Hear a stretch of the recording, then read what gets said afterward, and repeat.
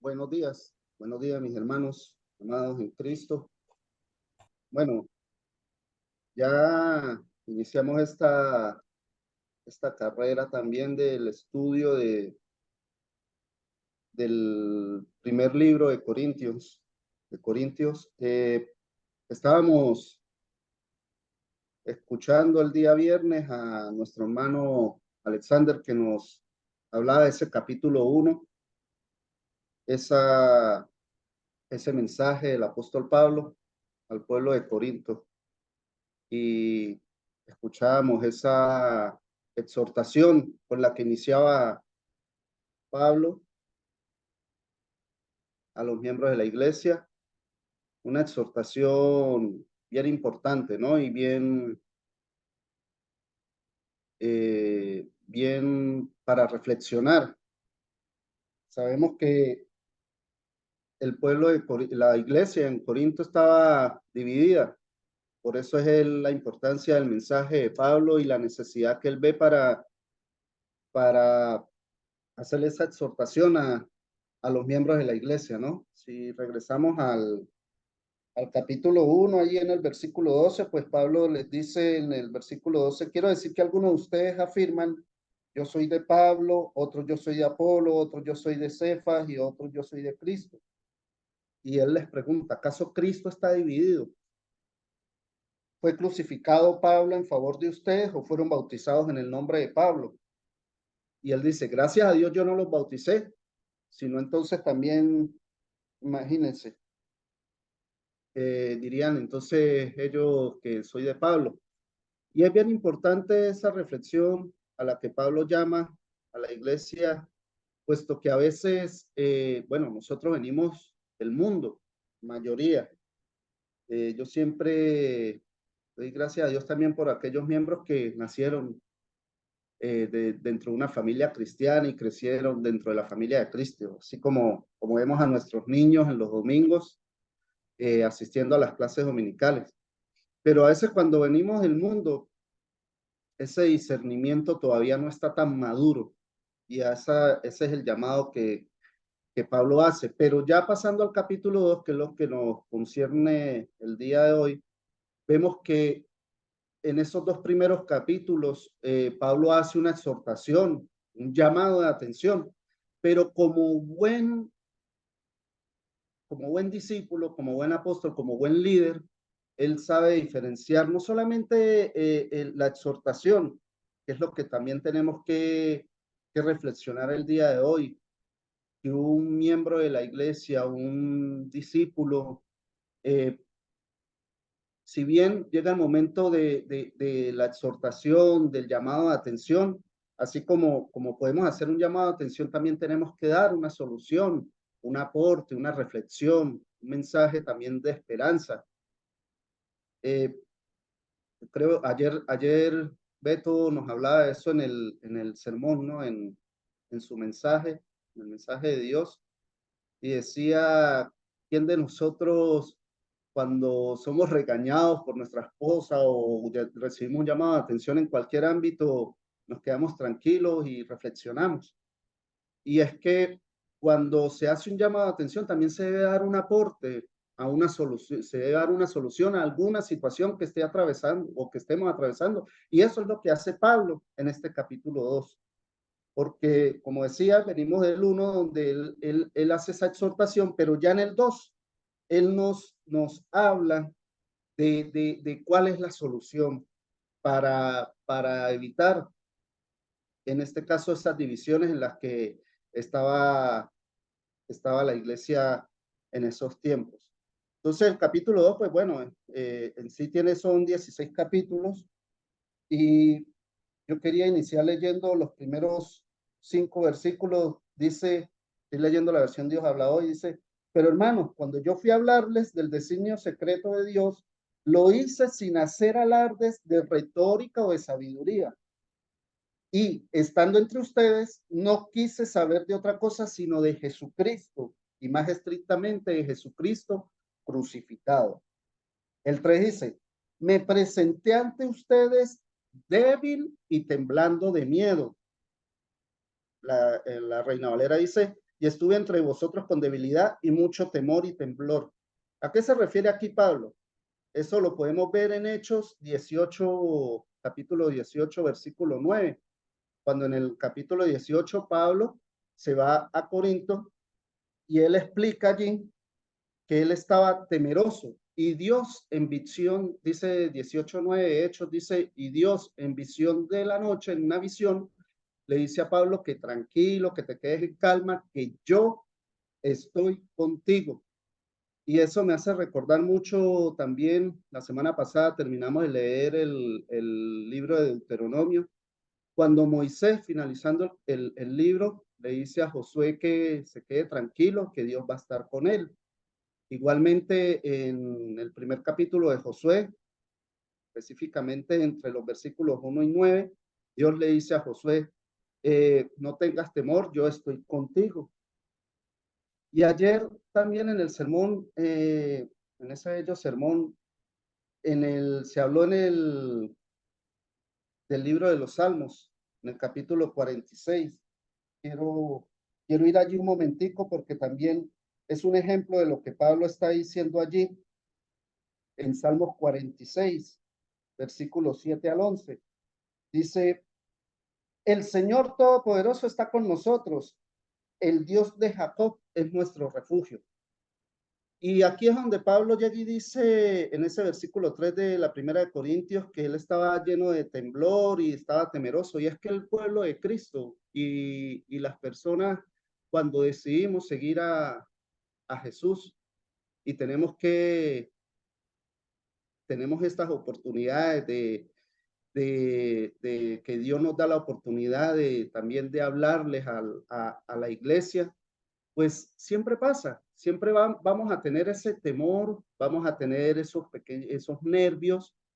Ayer conversaba con la hermana Nayeli, con Richard, y ella me recordaba la primera vez que en un lunes de oración tocaba dirigir una oración y yo recuerdo ese día, yo recuerdo cuando estaba lleno de nervios porque no es uno el que está hablando, es el Espíritu de Dios que entra en nosotros y que nos da las palabras y a veces nos preocupamos o nos llenamos de nervios porque no queremos ni siquiera interpretar de otra manera la palabra o decir cosas que no están en ella.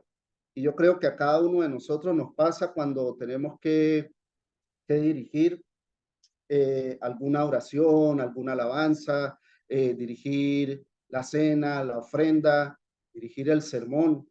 Yo creo que por más años que tengamos en la fe, pues siempre vamos a sentir ese temor para poder hacer las cosas bien. Sigue allí el versículo 4. Y ni mi palabra ni mi predicción fue con palabras persuasivas de humana sabiduría, sino con demostración del Espíritu y de poder, para que vuestra fe no esté fundada en la sabiduría de los hombres, sino en el poder de Dios. Y allí es donde está la esencia de este mensaje, porque nosotros no podemos jactarnos ni llenarnos o gloriarnos nosotros mismos porque de repente conocemos ya la palabra o porque de repente ya tenemos un tiempo en la iglesia y entonces ya creemos que no la sabemos. Al contrario, nosotros tenemos que permitir que el Espíritu obre en nosotros, obre en nuestra lengua. Hemos hablado todos estos días del poder de la lengua. Santiago dice, la lengua con la que se bendice también se maldice. Entonces, saber y entender que nosotros al tomar este camino ya tenemos que dejar que el Espíritu sea el que obre en nosotros para que podamos ser primeramente mediante obra, ejemplo, y también a través de la palabra y del verbo, ser también ejemplo a aquellas personas, incluso las personas del mundo. No soy, yo, Kenny, no necesito convencer a mis hermanos de la iglesia, yo necesito convencer de la puerta hacia afuera, mediante obras y también mediante el verbo, ¿no? Mediante la palabra. Entonces, es algo que de repente nos cuesta, y más cuando estamos iniciando en el camino de la fe, eh, aquellas cosas que el mundo veníamos trayendo del mundo, que para nosotros eran normales y que a medida que vamos estudiando y nos vamos manteniendo y vamos participando en las reuniones y vamos congregándonos y nos activamos en ese camino de la fe como miembros fervientes y amorosos de la iglesia, pues vamos creciendo y vamos alimentando ese espíritu. Versículo 6 dice, sin embargo, entre los que ya han alcanzado la madurez en su fe, sí usamos palabras de sabiduría, pero no se trata de una sabiduría propia de este mundo ni de quienes lo gobiernan, los cuales ya están perdiendo su poder.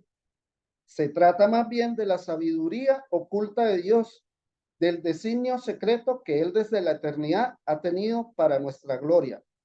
Esto es algo que no han entendido los gobernantes del mundo presente, pues si lo hubieran entendido, no habrían crucificado al Señor de gloria. Yo quiero parar allí para también reflexionar acerca de esta última parte del versículo 8. Si lo hubieran entendido, no habrían crucificado al Señor de gloria. A veces separamos las cosas y establecemos brechas, porque aquí dice los gobernantes del mundo. Y decimos, no, son ellos, allá ellos, yo no. Pero a veces nosotros tenemos que reflexionar en el día cuántas veces nosotros crucificamos nuevamente a Cristo. Si lo hacemos o no lo hacemos. O si nos levantamos y entramos en meditación, en oración y decimos, Dios, hoy no quiero pecar, hoy quiero ser tolerante, quiero ser paciente, no quiero crucificar hoy a Cristo nuevamente con una mentira, con un dinero mal habido, con la ira o con cualquier otra cosa que se refleje en pecado. No hay pecado grande ni pecado pequeño, pecado es pecado. O sea, un pecado es robar como un pecado es decir una mentira. Que nosotros en el mundo decimos, hay una mentira piadosa. Eso fue lo que nos metió el mundo a nosotros para justificar las mentiras. Entonces, cuando dice aquí Pablo, si lo hubieran entendido, no habrían crucificado al Señor de gloria. También reflexionemos nosotros si crucificamos a Cristo a diario con alguna acción o con alguna cosa. El 9 dice, pero como dice en la escritura, Dios ha preparado para los que lo aman cosas que nadie ha visto ni oído y ni siquiera pensado. Eso lo dice también el profeta Isaías. Ahí se refiere Pablo a la profecía del profeta Isaías allá en el capítulo 64:4. Entonces, continuamos allí. El 10, estas son las cosas que Dios nos ha hecho conocer por medio del Espíritu, pues el Espíritu lo examina todo, hasta las cosas más profundas de Dios. Qué, qué bello es saber que cuando nosotros nos bautizamos, nos arrepentimos y aceptamos a Cristo como nuestro Salvador, empieza el Espíritu Santo allí a orar en nosotros. Algunos de manera casi que inmediata, y ojalá todos siempre fuera así, ¿no? Pero también a medida y progresivamente el Espíritu va a seguir allí orando en nosotros. Que hagamos una reflexión interna, un estudio interno de cómo hemos ido progresando nosotros en el camino de la fe. Cuántas veces si ha llegado a pausarse, si ha llegado a tratar de desviarse nosotros por nuestro egoísmo o por alguna dificultad, alguna tribulación, pero al estar aquí hoy día, ¿cuánto tiempo ya llevamos en Café con Dios? ¿Cuánto los programas así de radio y de televisión dicen, hoy es el programa 560 y L, que si lleváramos la cuenta, qué número de Café con Dios es el día de hoy y experimentamos esa reflexión de cómo se ha trasladado también, cómo ha obrado el Espíritu en todo este tiempo, claro que todos vamos a salir súper bien en esa nota, porque la gran mayoría nos hemos mantenido allí. Dice, ¿quién entre los hombres, el 11, ¿Quién entre los hombres puede saber lo que hay en el corazón del hombre, sino solo el espíritu que está dentro del hombre? De la misma manera, solamente el espíritu de Dios sabe lo que hay en Dios. Y nosotros no hemos recibido el espíritu del mundo, sino el espíritu que viene de Dios, para que entendamos las cosas que Dios en su bondad nos ha dado.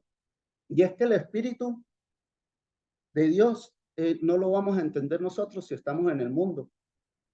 El espíritu lo vamos a entender, como lo decía hace rato, a medida que nosotros vamos y nos mantenemos en la fe, nos mantenemos en la palabra, nos mantenemos en la luz, para nosotros poder discernir y entender tantas cosas del mundo que si no estuviésemos en la luz, pues entonces caeríamos incluso en blasfemia, caeríamos en egoísmo, caeríamos en la ira. Dios, ¿por qué tú permites, si tú eres el creador de todo y tú dices que amas el mundo, por qué permites que pasen guerras y pase esto en mi hogar y por qué permites que me invada que me invada, que no tenga paciencia con mi familia, con mi esposa, con mis hijos? Pero es el Espíritu de Dios el que nos permite discernir todas estas cosas y comprenderlas. Y le damos gracias a Dios por permitirnos también tenerlo y todos los días pedirle a Él, a nuestro Padre, que nos siga alimentando ese espíritu, que nos siga creciendo, permitiendo que crezca esa llamarada así fuerte para cuando llegue el momento de la tribulación, poder discernirlo y poder ayudar también a nuestros hermanos o nosotros acudir a nuestros hermanos. A veces, por tener el mundo arraigado a nosotros, pues nuestro orgullo no nos permite acercarnos a un hermano, una hermana, a un ministro, para decirle, oye, estoy atravesando esta dificultad, me estoy sintiendo así, y a veces no lo decimos por orgullo, porque nos da pena, o porque de repente no queremos que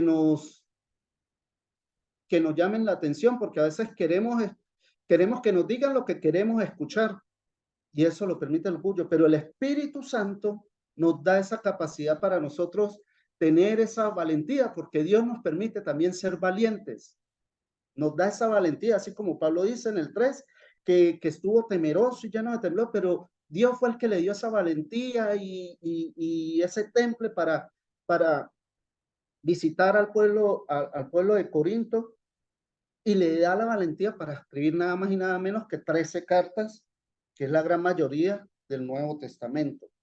Ya finalizando, dice el 14, el 15 y 16. El 14 y el 15 fue el que nuestro hermano Beto colocó hoy. Dice, el que no es espiritual, 14, no acepta las cosas que son del Espíritu de Dios, porque para él son tonterías. Y tampoco las puede entender porque son cosas que tienen que juzgarse espiritualmente. Pero aquel que tiene el Espíritu puede juzgar todas las cosas y nadie lo puede juzgar a él. Yo recuerdo, eh, yo recibí muchas invitaciones de denominaciones a sus iglesias, a sus locales, y no sé, no sé, no me sentía cómodo. Incluso llegué a ir a una, dos, en este caso, y uno no acepta, uno no puede, uno siente que la cosa es con uno, si, o por ejemplo en la iglesia de Cristo, si de repente el predicador en su momento hizo una exhortación, entonces uno la agarra con uno y uno dice, no, no vuelvo más, eso me la está tirando a mí, porque no estamos discerniendo con el Espíritu, estamos entendiendo son las cosas del mundo y ahí es cuando decimos, no, son tonterías, son tonterías. Yo decía el viernes que me siento muy orgulloso de pertenecer a la iglesia de Cristo.